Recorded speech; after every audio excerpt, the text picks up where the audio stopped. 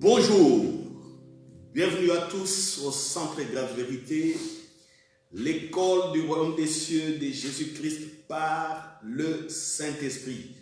Nous bénissons notre Père pour votre présence en ces lieux. Alléluia, alléluia.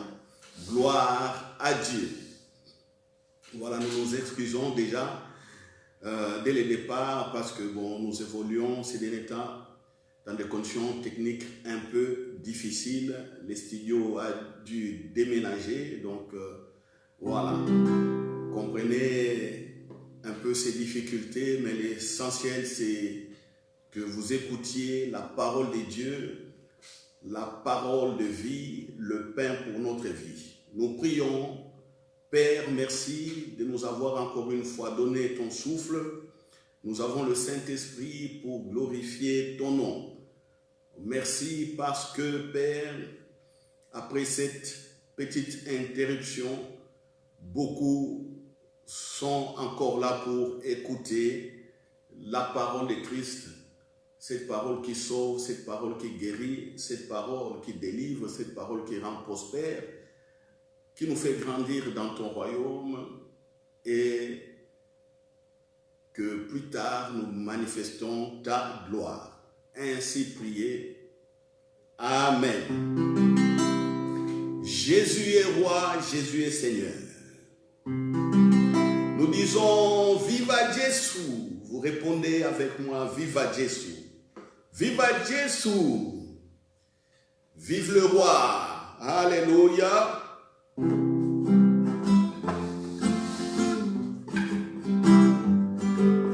Viva Jésus, viva Jésus, viva Jésus. Jésus est roi, il est Seigneur. Jésus est roi, il est Seigneur. Viva Jésus, oh vie éternellement notre Seigneur. Allah la oh Jésus, Allah la oh Jésus. Jésus, Allah la oh Jésus, Allah la oh Jésus, Allah la oh Jésus, Jésus ma victoire, Jésus ma victoire, Jésus ma victoire, ma victoire,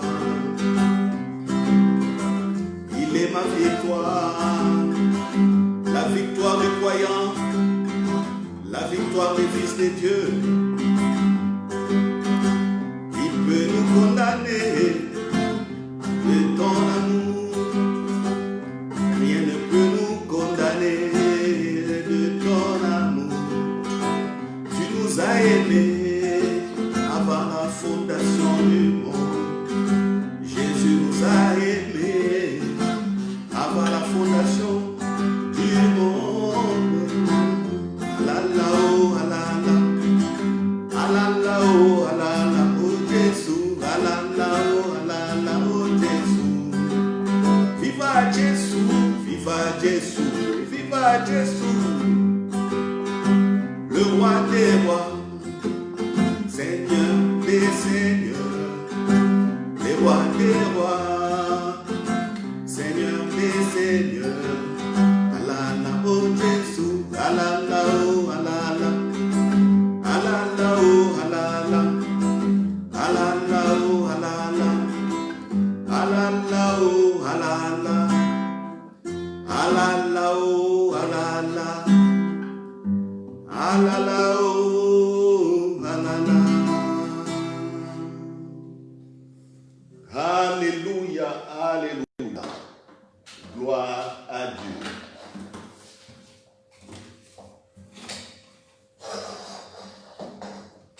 Voilà. Aujourd'hui, nous entamons donc la 12e partie de notre étude biblique sur les bases du royaume des cieux. À titre de rappel, quand on connaît les bases du royaume des cieux, en tout cas, on peut se réjouir et évoluer dans la vie chrétienne. On peut croître de manière équilibrée. Et n'oublions pas que notre rôle sur la terre, c'est toujours de montrer la gloire de notre Père, d'aller aux nations, de dire qu'il y a eu un Messie sauveur qui est venu et qui a manifesté la gloire et nous a donné aussi cette gloire. Alléluia, qui est notre salut. Voilà, ceux qui n'ont pas la gloire de Dieu en eux, je dis bien en eux, ne sont pas sauvés, parce que pour avoir la gloire de Dieu, la nature de Dieu en vous, vous devez être sauvé, vous devez croire en Jésus-Christ. Quand je dis vous devez, ce n'est pas comme quoi que je dirais, je vous oblige, je vous impose. Non, non, non, non, non. Nous nous présentons simplement l'évangile, à vous de l'accepter ou de le rejeter. Sachez que vous, si vous acceptez l'évangile, vous êtes sauvé. Si vous ne l'acceptez pas, il y a la condamnation sur vous. Un beau jour, on verra Dieu face à face. Amen. Alors, aujourd'hui, qu'est-ce que nous allons voir? Dans les bases des royaumes des cieux, nous allons voir la croissance. Notre croissance. Nous exploiterons toujours nos deux chapitres, le chapitre 1 et le chapitre 2 de l'évangile de Luc. Je vous avais dit, si vous comprenez rien que ces deux premiers chapitres, vous êtes déjà en avance ou vous êtes dans un bon rythme pour saisir les mystères du royaume des cieux. Et le Saint-Esprit étant tellement sage, rien que dans les deux premiers chapitres, il annonce déjà ce que Jésus allait faire. Le restant, ce n'était que des accomplissements, ce n'était que des confirmations de ce qui a été dit auparavant. Ne l'oubliez pas. Donc, je vous renvoie à la méditation de ces deux chapitres que le Saint-Esprit vous aide à comprendre le mystère du royaume des cieux. Aujourd'hui, nous abordons donc Luc chapitre 1, le verset 80. C'est le cantique de Papa Zacharie à la naissance de Jean-Baptiste. Il commençait à chanter en esprit, il prophétisait sur Jésus, il a prophétisé aussi sur son fils Jean-Baptiste. Alors, ici au verset 80, on dit « Or l'enfant croissait et se fortifiait en esprit, et il demeura dans les déserts jusqu'au jour où il se présenta devant Israël. » Voilà. Or l'enfant ici, il s'agit de Jean-Baptiste. La Bible dit Jean-Baptiste croissait, donc il grandissait et il se fortifiait en esprit. Et il demeurait dans les déserts jusqu'au jour où il se présenta devant Israël. Notez cela. On parle de la croissance ici de Jean-Baptiste, mais gloire à Dieu, on voit la même chose aussi avec Jésus. Quand vous regardez Jésus à 12 ans, on dit qu'au verset 52, ça je suis dans Luc chapitre 2, verset 52. Et Jésus croissait en sagesse, en stature et en grâce devant Dieu et devant les hommes. Vous voyez, le mot-clé ici dans ce que nous sommes en train de faire, c'est la croissance. Votre croissance et ma croissance à moi, ma croissance spirituelle. Voilà. Dans le royaume des cieux, vous devez le savoir, il y a des personnes qui y rentrent, donc je dirais, ou qui sont au niveau du temps. Je prends une échelle de temps. Si on doit interpréter cela selon l'échelle des temps, il y a ceux qui ont un jour dans le royaume des cieux, ceux qui ont 5 jours, ceux qui ont une semaine, ceux qui ont 1 mois, 2 mois, une année, 10 ans, 20 ans, 30 ans, 40 ans. Donc ça dépend des âges. Ça dépend aussi du jour où vous avez donné votre cœur à Jésus. Donc vous voyez, avec le temps, le royaume des cieux, ne l'oubliez pas, c'est le règne des dieux. C'est une vie surnaturelle qui n'est pas connue des hommes, qui est venue sur la terre. Donc quand on y rentre, on commence à vivre selon cette culture du royaume des cieux, selon les principes du royaume des cieux, selon la parole et l'enseignement de Jésus-Christ. Alors, il s'est fait que ceux qui ont un jour dans les royaumes des cieux, dans les règnes, c'est-à-dire qui viennent de donner leur cœur à Christ, sont encore des bébés spirituels, comme on l'a dit. Mais ces bébés spirituels sont appelés à grandir. Ils sont appelés à croître jusqu'à devenir mûrs et commencer à encadrer aussi les autres. Dans la croissance, dans le royaume des cieux, l'élément important dans la croissance, c'est la manifestation de la gloire de Dieu. Alléluia. La gloire de Dieu sous plusieurs formes. Sous forme de l'amour agapao, c'est-à-dire on vous voit réellement transformé. Vous êtes quelqu'un qui ne demande pas à être aimé, mais vous devenez quelqu'un qui aime, qui supporte, qui console, qui encourage, qui est prêt à secourir, qui est prêt toujours à aider, qui est prêt à plein de services.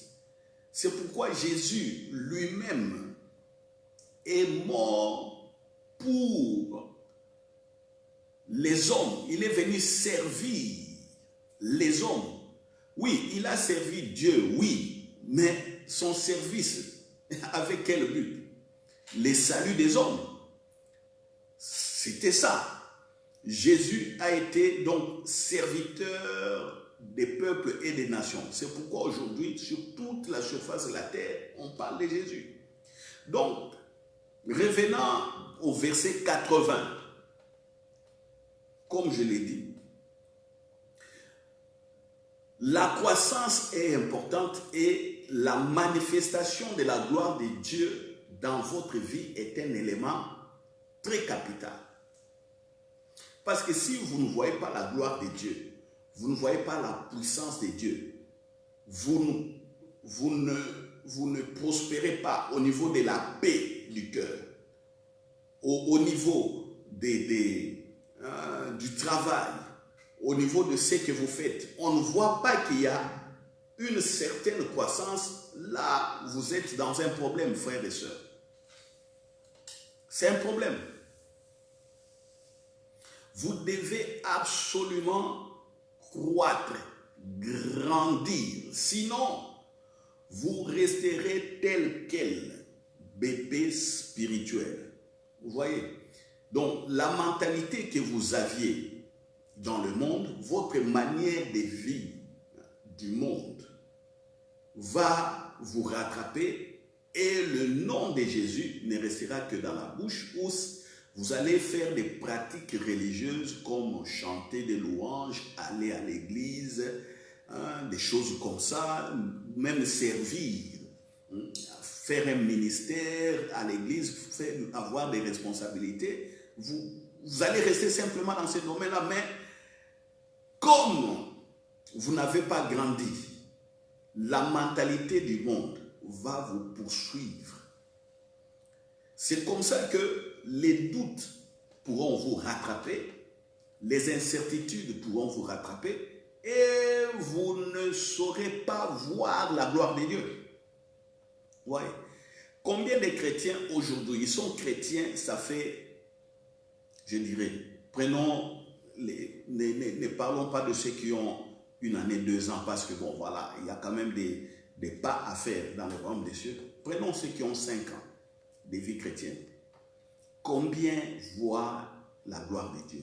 Combien connaissent qu'ils sont eux-mêmes amour et qu'ils doivent donner l'amour? Combien le savent?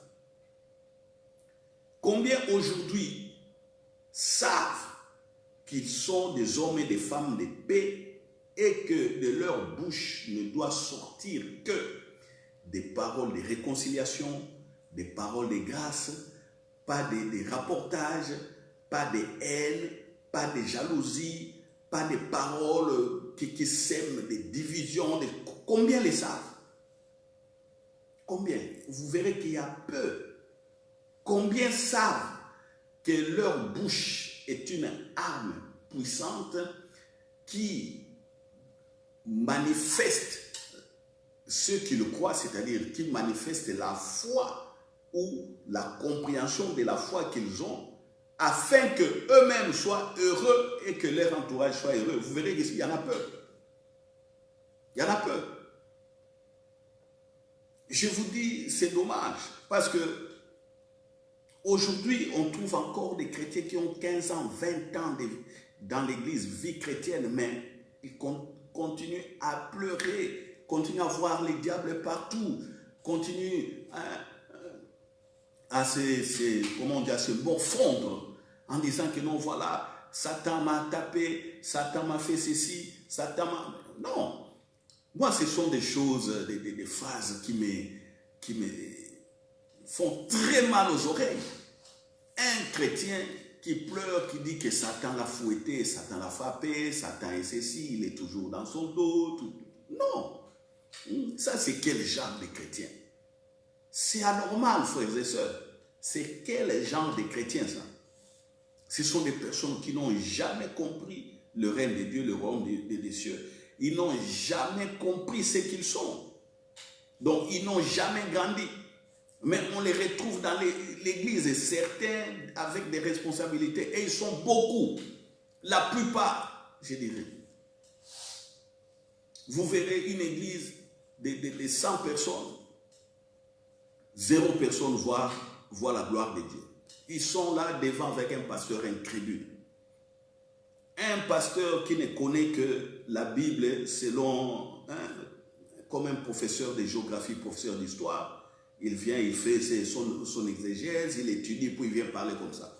Il n'y a aucune vie qui sort de lui. Or, cette parole est la parole de vie. Quand les gens écoutent la parole de Dieu, ça porte la vie. Ça fait progresser les gens. Vous verrez dans d'autres églises, ils sont à 100, mais peut-être c'est une seule personne qui voit la gloire de Dieu, c'est les pasteurs. Même pas ces subalternes, les frères qui l'aident dans le ministère. Vous verrez dans une église de 100 personnes, il y a peut-être 5 qui voient la gloire de Dieu. Vous voyez? Et c'est rare de trouver dans des églises de 100 personnes, la moitié des membres, des fidèles, voient la gloire de Dieu. C'est très rare, je vous dis. Très rare. Voilà pourquoi ces études que nous menons sont une sorte, je dirais, de reboostage ou de révolution pour que les chrétiens voient la gloire de Dieu. Vous voyez? Donc la croissance est importante et la croissance est toujours accompagnée de la manifestation de la gloire de Dieu sous plusieurs formes. Mais une des formes les plus importantes, c'est le règne sur les ténèbres. Parce que, voyez-vous, Jésus, qu'est-ce qui a étonné les gens quand Jésus parlait ou quand Jésus prêchait? Qu'est-ce qui a étonné les gens? C'est ce qui sortait de sa bouche. Et il se disait, mais il ne connaît pas les Écritures, mais comment parle-t-il ainsi? Même les pharisiens, les docteurs de la loi, n'ont pas son verbe, n'ont pas la compréhension des mystères tels que ce jeune homme les dit. Alors, où est-ce qu'il a étudié les Écritures? C'est quoi ça, cette intelligence, cette sagesse d'expliquer la parole de Dieu comme ça? Ça, c'est la gloire de Dieu qui se manifeste. Il y avait encore la suprématie absolue sur Satan et les démons. Quand Jésus chassait les démons, tout le monde était étonné. Parce que personne n'avait jamais vu les délivrances ou les exorcismes. Personne. Vous voyez? Personne fouillait la Bible. Avant Jésus, personne n'a chassé un démon. Personne. Même pas David.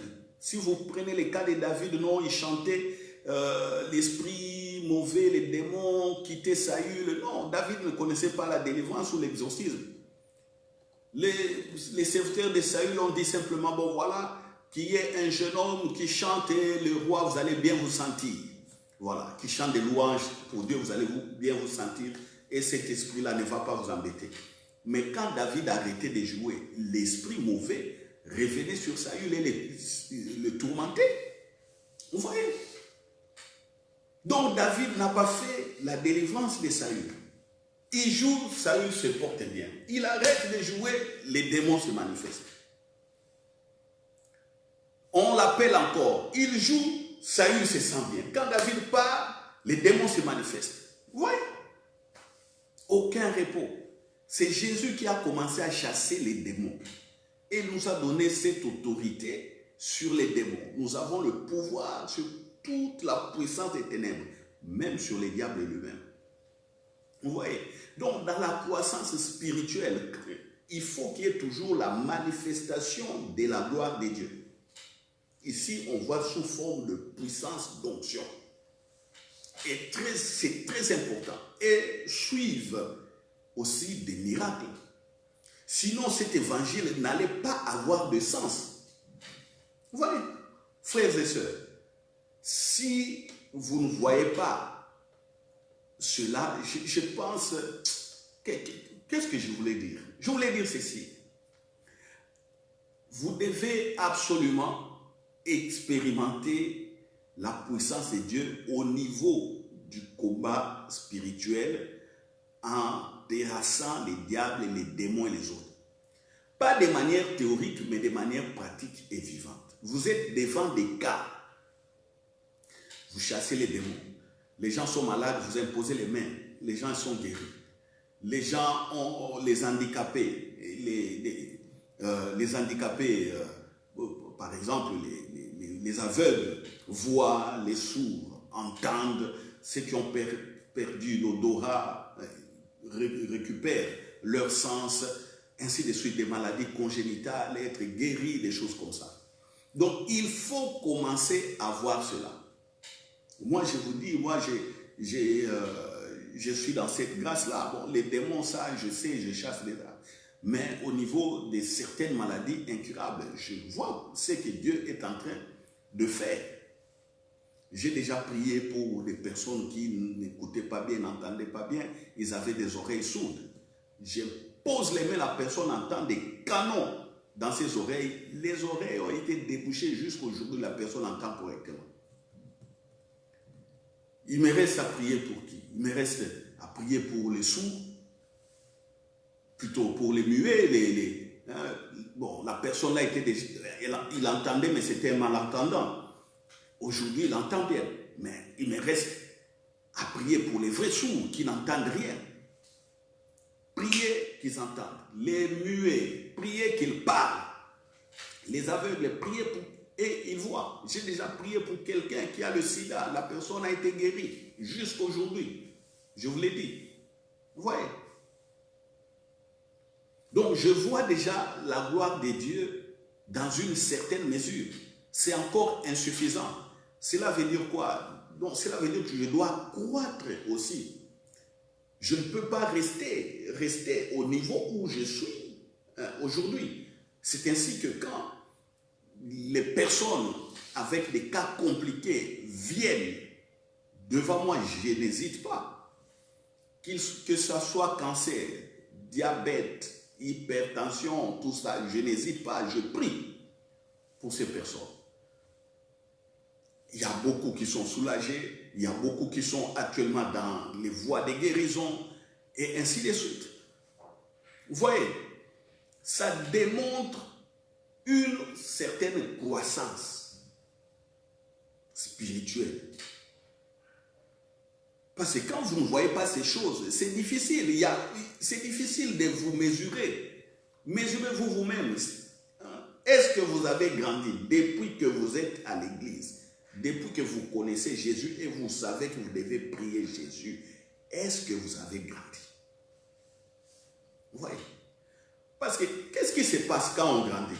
Quand on grandit, on sait aider les faibles. Aider les faibles à se redresser, aider les faibles aussi à être fermes, à se fortifier, à marcher devant,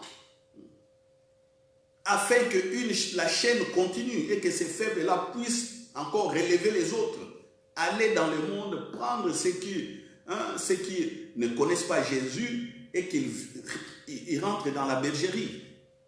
Vous voyez? Donc, mesurez-vous par rapport à cela. Ne restez pas ce que vous êtes là. Non. Ne restez pas ce que vous êtes. Vous savez, moi, je ne savais pas jouer la guitare. Je ne savais pas chanter. Mais quand j'ai commencé le ministère, il n'y avait rien. Dans la maison, il n'y avait rien. On a commencé à la maison, on tapait les mains. De temps en temps, un frère venait nous aider avec le synthé. Jusqu'au jour où le frère n'était plus à mesure de venir à la maison. J'ai eu l'idée, maintenant, l'inspiration de commencer de faire encadrer mes enfants au niveau de la musique, mais je ne connaissais rien, eux aussi ne connaissaient rien, on s'est débrouillés tous comme ça. Aujourd'hui, je joue de la guitare dans une certaine mesure, je chante dans une certaine mesure. Ceux qui m'ont connu il y a 5 ans, il y a 4 ans, ou il y a 3 ans, sont étonnés de voir que non, je joue la guitare et j'essaye de chanter. Tout n'est pas encore parfait pour l'instant, mais petit à petit, j'évolue. C'est ça. Dans le royaume des cieux, dans le règne, on est en train de croître. Et là, c'est le volet musical. Il y a le volet de l'enseignement, il y a le volet prophétique, il y a le volet des ministères de puissance, il y a des miracles, il y a plein de choses. Le volet aussi financier, sans oublier, il faut qu'il y ait toujours une certaine croissance. Ou que vos revenus, ce que vous gagnez, vous permettent de vivre correctement sans des maux de tête. Ça, c'est aussi bon. Voyez. Donc la croissance est importante dans le royaume des cieux. D'abord la croissance spirituelle. Ici, quand on parle de Jean-Baptiste, dans Luc 1, 80, on voit qu'il s'est fortifié en esprit. Comment est-ce que Jean-Baptiste se fortifiait en esprit? Il n'avait pas autre chose. Jean-Baptiste, il regardait les Écritures. En ce moment-là, il n'y avait que l'Ancien Testament. Il n'y avait pas le Nouveau Testament. Parce que le Nouveau Testament commence en réalité par la résurrection de Jésus. Le Nouveau Testament. Donc Jésus nous a donné un héritage. Il est mort. Il a dit, voici le testament que je vous donne. Vous êtes aujourd'hui fils de Dieu, fille de Dieu. Vous croyez en moi. Voilà. Le règne de Dieu est pour vous. La gloire de Dieu est pour vous. Le royaume est pour vous. Donc le Nouveau Testament, en principe, commence à la résurrection de Jésus. Jésus lui-même, sur la terre, n'a utilisé que l'Ancien Testament pour éclairer les hommes qui l'écoutaient. Et aujourd'hui, nous avons et l'Ancien Testament et la vie de Jésus, sa vie, comment il a vécu ses 30 ans sur la terre. Et nous avons aussi les vérités ou les faits de la résurrection. Donc, pour nous, la connaissance doit être absolument grande. Et la maîtrise, les actes du règne de Dieu doivent aussi être manifestes au milieu des hommes. Vous voyez? Est-ce que quelqu'un me comprend, mon frère? Oh, je vais entendre un peu ton amen. Écris un peu amen. Je veux voir un amen. Voilà. C'est ça. C'est ça. Jean-Baptiste se fortifiait en esprit dans les déserts.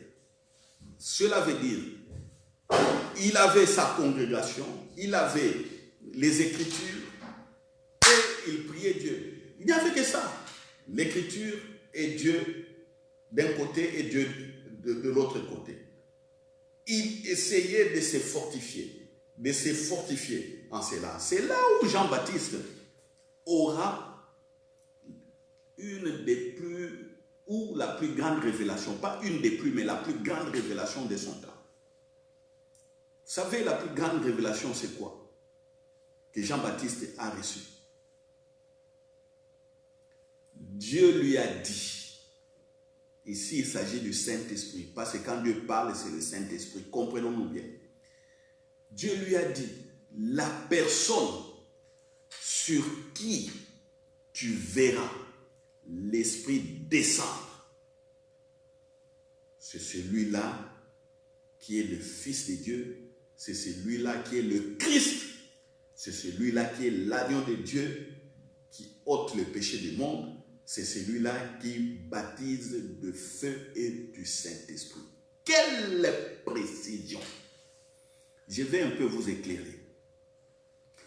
Jean-Baptiste et Jésus sont des cousins. L'autre a pour maman Élisabeth, papa Zacharie. L'autre a pour maman Marie.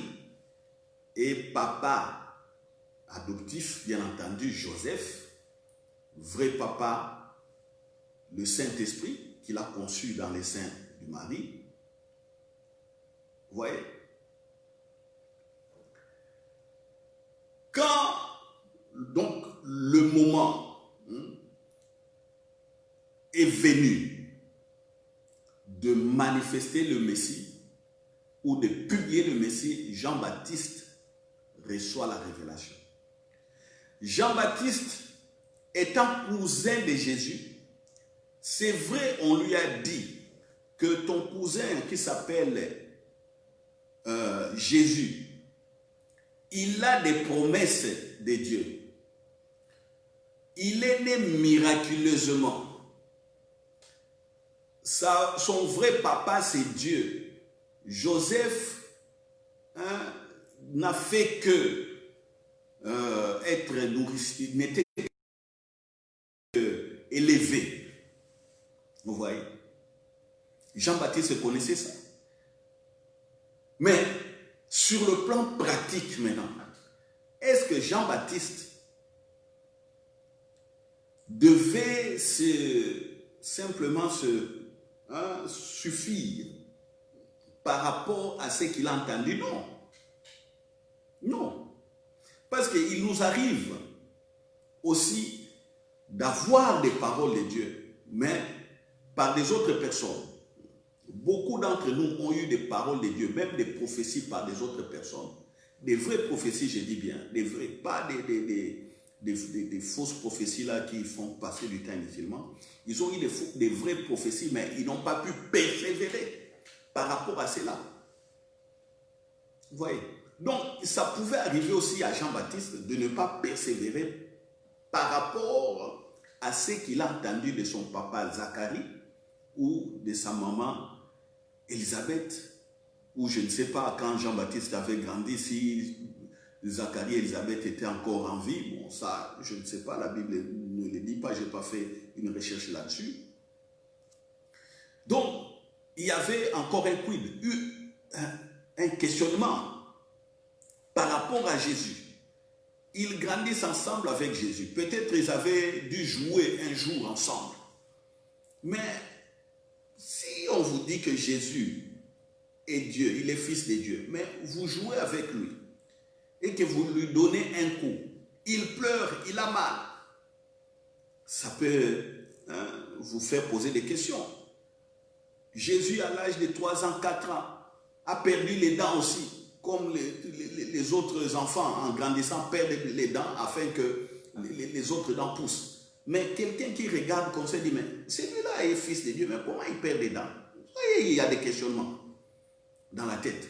Mais pourtant, c'est dans la croissance naturelle et normale de tout enfant. Mais un beau jour, Jean-Baptiste reçoit la révélation. Entre guillemets encore, je dis, Jean-Baptiste a vu Jésus travailler comme charpentier. Est-ce qu'un Christ, le Messie, pouvait travailler comme charpentier? Voilà tout un tas de questions qui pouvaient se passer dans la tête de Jean-Baptiste. Mais dans ce désert, quand il s'est fortifié en esprit, comme je l'ai dit, il n'avait que les Écritures et il n'avait que Dieu. Et les personnes avec qui il priait, ils étaient ensemble. Il reçoit la plus grande révélation de son époque. La personne sur qui tu verras l'Esprit descendre, c'est celui-là qui est le Christ. Je vais vous les lire, c'est dans Jean. Prenez les livres ou l'évangile des Jean, vous allez trouver cela. Ah, alléluia, alléluia. Jean chapitre 1, on a envoyé une délégation pour questionner Jean-Baptiste si c'était lui le Messie ou une personne d'autre. Parce que les pharisiens, les chefs religieux étaient aussi troublés par rapport à l'engouement qu'avait pris le ministère de Jean-Baptiste. Alors, dans Jean chapitre 1, on vient donc poser la question à Jean, es-tu le Messie ou quoi?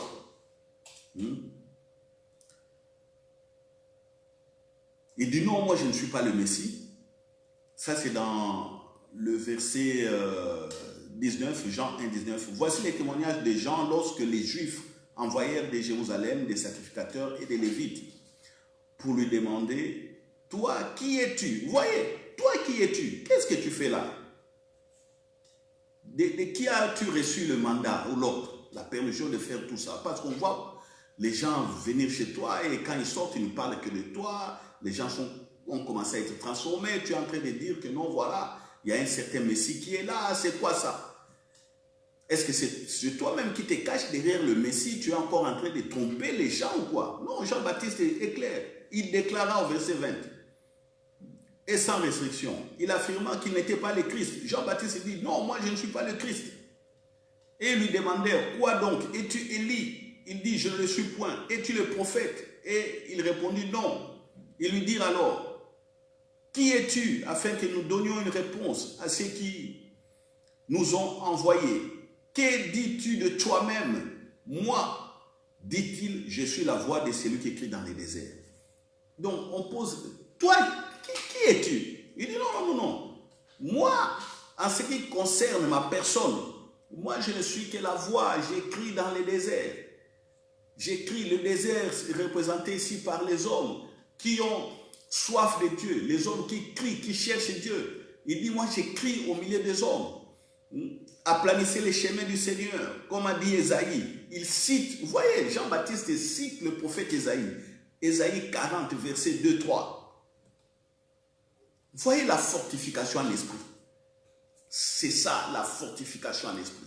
Et je dirais, par rapport à nos prédications de dimanche, et là, le Saint-Esprit et Jean-Baptiste sont d'accord.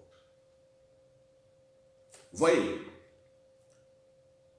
Ésaïe le prophète, verset 24, ceux qui avaient été envoyés étaient des pharisiens. Ils lui posèrent encore cette question, pourquoi donc baptises-tu si tu n'es pas le Christ, ni Élie, ni le prophète?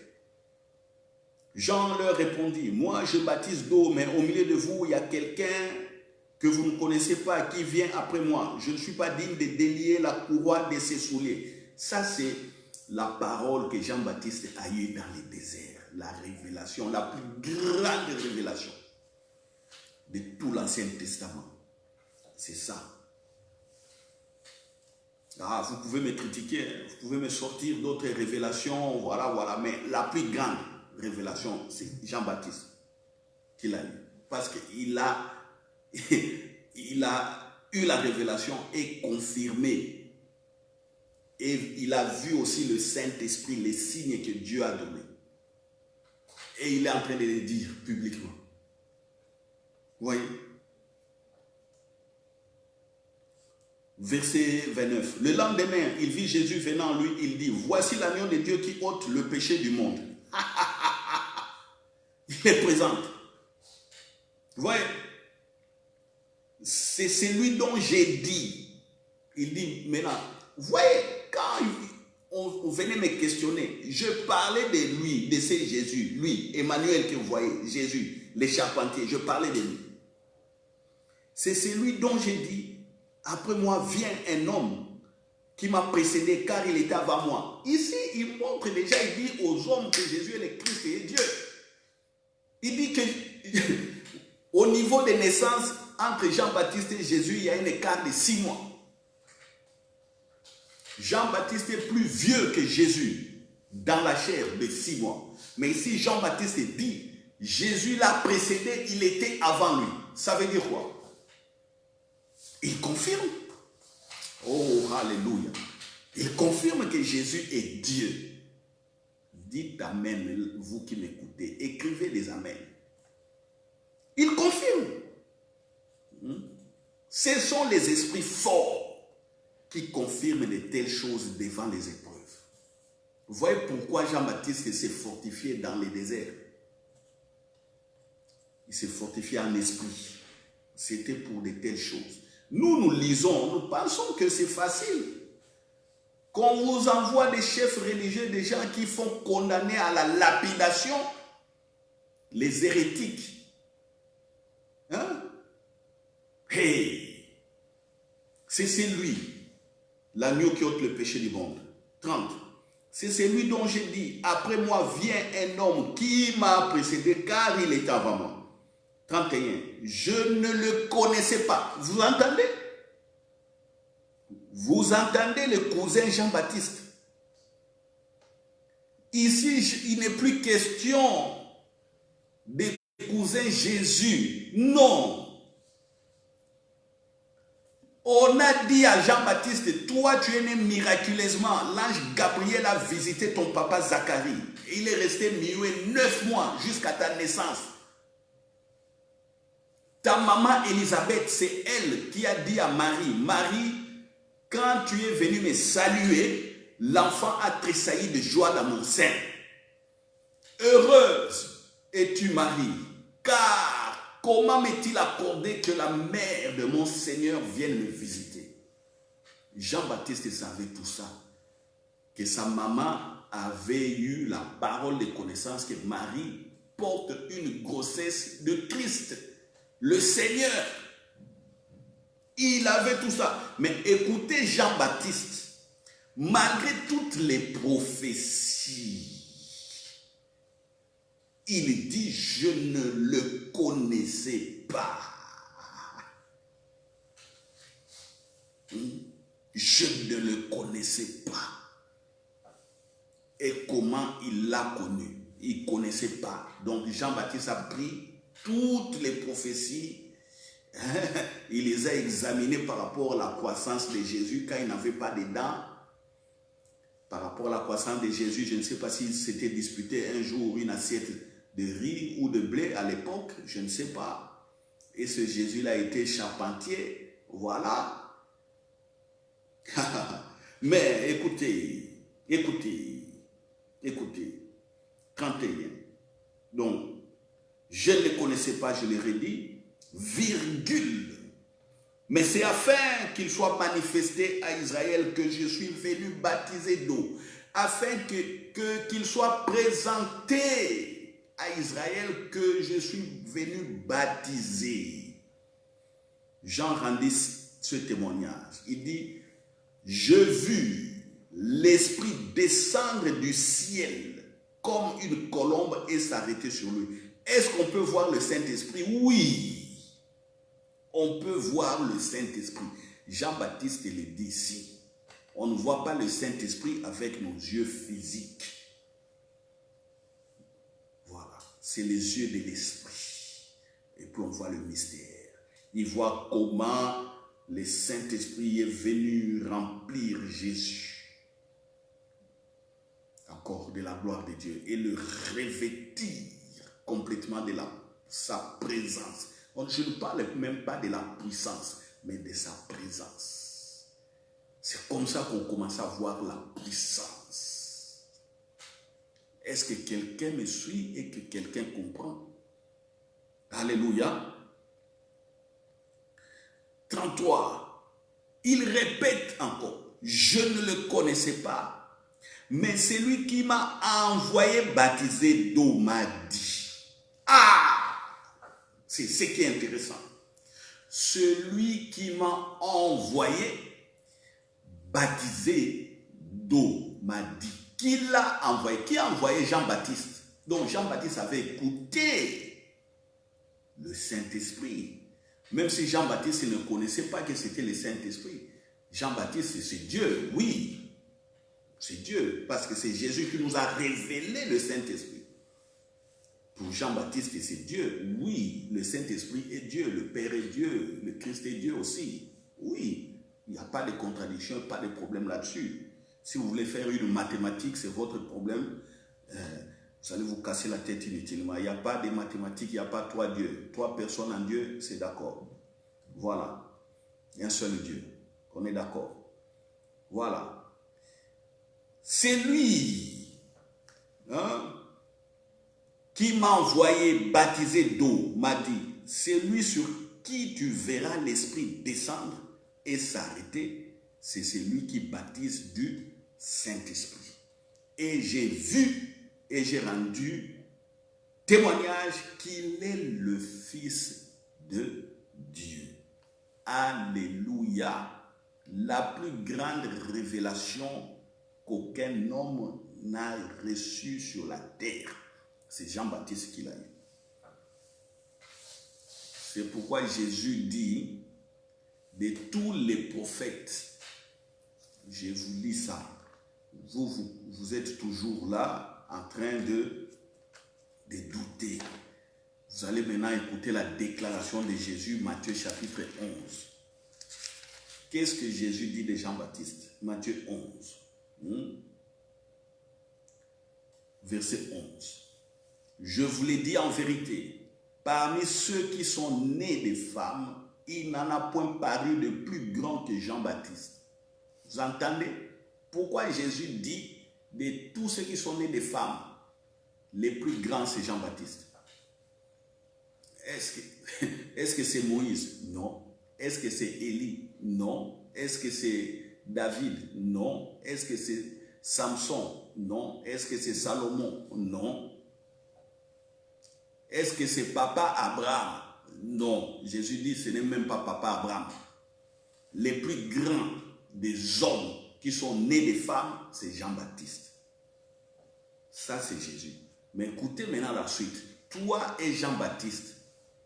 Maintenant Jésus est en train de dire, maintenant pour nous qui écoutons, nous et Jean-Baptiste, il dit ceci, cependant le plus petit dans le royaume des cieux est plus grand que Jean-Baptiste. Vous comprenez? Vous êtes plus grand que Jean-Baptiste, donc vous êtes plus grand que Moïse.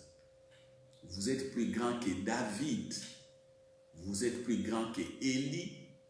Vous êtes plus grand que Samson.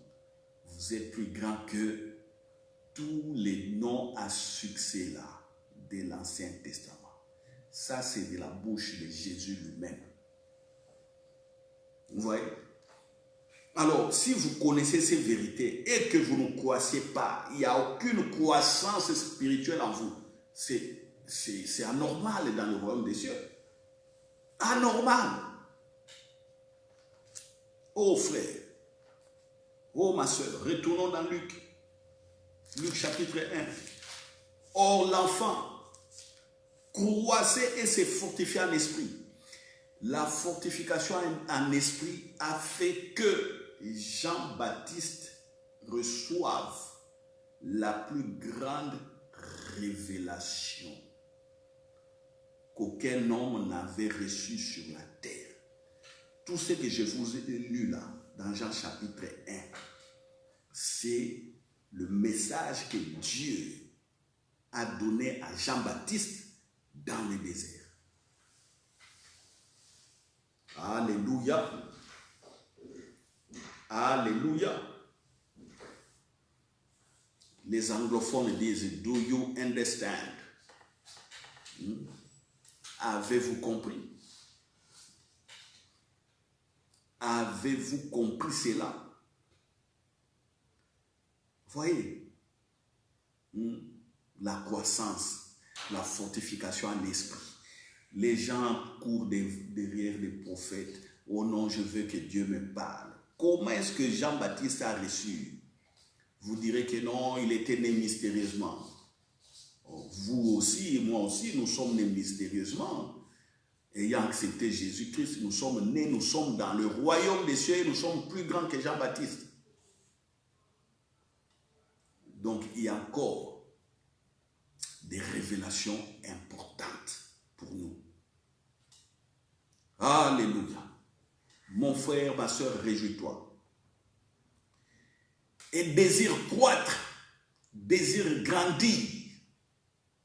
Voilà l'objet de ces enseignements. C'est pour grandir.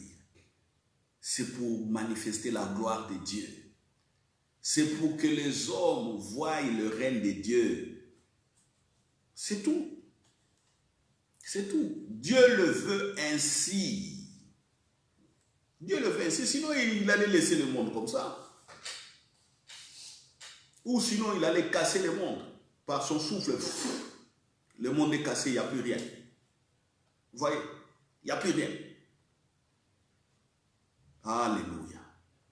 Fortifions-nous en esprit. Vous qui m'écoutez, prenez le temps de revoir cet enseignement, cette étude biblique. Prenez votre temps. Stylo et Bible.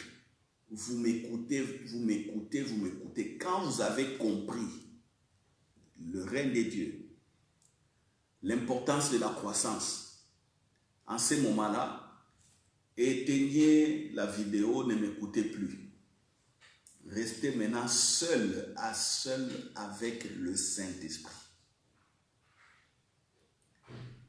En silence, en attendant toujours avec la soif, l'espérance de l'écouter. Alléluia. Avec l'espérance de recevoir des paroles réma. Ce que Jean-Baptiste a reçu ici, c'est le réma. Il reçoit directement la voix de Dieu, lui parle directement. Il dit, regarde dans les Écritures. Toi, tu es dans Ésaïe 42, 3. Tu vas aplanir le chemin, tu es la voie. Mais au-delà de cela, je rajoute sur ton ministère la révélation physique de Messie. Ça va passer par la vision, la vue du Saint-Esprit. Comment le Saint-Esprit viendra et tu l'annonces. Voilà. Être fort en esprit, c'est dire les mystères de Dieu, résister par la foi contre les oppositions et opérer des miracles. Je répète, je dis, être fortifié en esprit, c'est comprendre ce que je dis ici, communier, écouter la voix du Saint-Esprit, méditer les Écritures et manifester la gloire de Dieu. C'est ça. Être fort en esprit et résister dans les oppositions comme Jean-Baptiste. Résister. Parce que Jean-Baptiste était soumis à une pression. Il pouvait être lapidé, tué lui-même. Mais il a dit clairement qu'il n'était pas le Messie. Il n'était pas le Messie. Mais comme il avait le réma, il s'est mis debout sur ce réma. Il a déclaré Jésus. Voyez. Malgré que plus tard, Jean-Baptiste manifestera la faiblesse. Je vous dirai un jour pourquoi Jean-Baptiste est tombé dans la faiblesse et il a eu un petit doute sur le Messie. Pourtant, il avait vu le Saint-Esprit descendre et confirmer que son cousin Jésus, Emmanuel, c'était lui le Christ. Je vous le dirai un jour. Là, c'était une faiblesse qui lui est arrivée. Il était en prison. Et pourquoi cela est arrivé, je vous le dirai un jour. Mais le plus important ici, pour croître dans le royaume des cieux, les bases plutôt, dans les bases des royaumes des cieux, je parle aujourd'hui de la croissance. Veillez sur votre croissance. Comment vous allez croître? Voilà, en vous fortifiant en esprit par rapport aux enseignements et par rapport à ce que vous allez commencer à écouter directement de Dieu. La voix audible, les visions, la voix intérieure qui vous parle, des signes, je dirais les signes, le discernement de l'esprit. Vous discernez les signes des temps, tout ça. Ça fait partie de la croissance. Comprenez? Alléluia, alléluia, alléluia. Donc, chers frères et sœurs, je vais m'arrêter ici. J'espère que vous avez compris et que j'ai touché à votre soif. J'ai touché une question importante que vous avez toujours désiré grandir, manifester la gloire de Dieu. C'est simple. Comprenez le royaume des cieux. Comprenez que le royaume, ça veut dire règne. Comprenez que Jésus, c'est le centre. Regardez à Jésus. Vous aurez la révélation sur tout ce qui est écrit. Les oppositions viendront. Résister aux oppositions, c'est gagner. Hein, c'est gagner des tests. C'est gagner les tests des épreuves. Vous gagnez les oppositions. Chaque fois, vous montez, vous montez, vous montez. C'est ça la croissance. Et la gloire de Dieu, c'est la vie des hommes. Amen. Prions. Père, tous ceux qui ont écouté aujourd'hui sont bénis et ceux qui vont écouter, alléluia, en différé, sont également bénis. Ta parole est vie. Ta parole ne pourrit jamais. Ta parole n'est pas corrompue. 5 ans après, Père, ceux qui écouteront cette parole vont grandir. 10 ans après, ceux qui vont écouteront ces paroles vont grandir. 100 ans, je l'ai dit, ceux qui écouteront ces paroles seront grandis. 150 ans, oh, ceux qui écouteront cet enseignement au travers des écrits, au travers des livres, des bouquins, également seront bénis et vont grandir. Au nom de Jésus. Alléluia. Alléluia. Que la paix qui surpasse toute intelligence règne dans la vie des frères et sœurs, règne dans la maison de ceux qui écoutent, de ceux qui ont décidé à croître. Alléluia. Accompagne-les par ton Esprit Saint, Père, de manière pratique, qu'ils voient que Jésus est avec eux. Jésus est vivant. Accompagne-les, Père, au nom de Jésus. Alléluia. Oh, alléluia. Et Kariama Sontorobo Shetekete. Alléluia. Que les miracles et les signes les accompagnent au nom de Jésus. Rebobo Satakaïdaria Baba. Et ceux qui sont malades, je les déclare guéris. Ceux qui sont malades, je les déclare, alléluia, guéris. Quelle que soit la maladie que vous avez, je les répète, que cela rentre bien dans votre conscience. Vous êtes guéris. Tenez simplement là où vous avez mal, proclamez la guérison. Oh, la guérison, vous êtes fils de Dieu. Vous êtes fils de Dieu. En communion avec ce que j'ai dit, proclamez la guérison.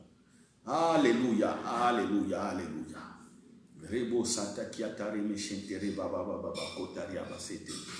Oh, l'ennemi ne vous surprendra pas. Quand il va se présenter, le Saint-Esprit vous donnera les discernements pour les terrasser. Alléluia. Même si l'ennemi semble avoir un avantage sur votre vie, oh, je dis, un jour je vous montrerai les faiblesses du diable et des démons et des sorciers. Ils ont toujours un point faible. Même quand ils viennent vous attaquer, ils ne sont pas sûrs à 100%. Ce pourcentage d'incertitude, c'est par là que vous, frères et sœurs, vous allez les abattre, les faire tomber. Oui, le Saint-Esprit m'a déjà montré ça au travers des Écritures. C'est pourquoi je ne crains pas si le diable où les démons, les sorciers semblent, où les méchants semblent avoir un avantage sur moi. Je dis bien, il semble, parce que je ne serai pas vaincu. Comme vous aussi, vous ne serez jamais vaincu, malgré l'avantage qu'ils peuvent avoir sur vous. Rekoto Sakata Ekaria, vous êtes puissant, ainsi a décidé votre Père. Il a ordonné que vous soyez puissant et vous a donné son Esprit Saint. Je dis merci, Papa, Amen, pour le Saint-Esprit. Alléluia. Passez une bonne fin de soirée pour ceux qui sont déjà au fuseau horaire où il fait nuit, et passez une bonne fin de journée pour ceux qui sont encore le jour, comme ceux qui sont à l'ouest de l'Europe. Nous sommes à Bruxelles, mais vers le Brésil et les États-Unis, il fait encore jour, et vers la Chine et les autres pays qui sont à l'est, il fait nuit, où nous sommes déjà dans les petites heures du matin. Ceux qui nous suivent en Chine, soyez également bénis ce matin en vous réveillant. Vous avez reçu la parole de foi, la parole de vie. Ainsi priez au nom de Jésus. Amen. Je vous donne rendez-vous les dimanches à 11 h pour une diffusion en direct de notre culte. Pour l'instant, nous sommes en train d'étudier les conditions techniques pour que vous ayez aussi des moments d'adoration en live. Dès que ça sera possible, nous le ferons. Mais nous sommes limités par la technique, nous faisons de notre mieux. C'est pourquoi nous privilégions à 11 h la parole de Dieu. Voilà. Dieu est avec nous, les moyens techniques ont été déjà donnés. Ce n'est qu'une question de temps. Nous sommes patients. Nous disons simplement merci, Père, pour la perfection que tu établis en nous conduisant par ton Esprit Saint dans les plans que tu as préparés d'avance. Soyez bénis encore une fois, frères et sœurs, là où vous êtes. Rendez-vous dimanche à 11 h. Merci. Et le message est téléchargé comme d'habitude. Ceux qui ont raté, vous l'avez, dès que je coupe, je télécharge, vous l'avez dans la seconde qui suit. Merci. Amen.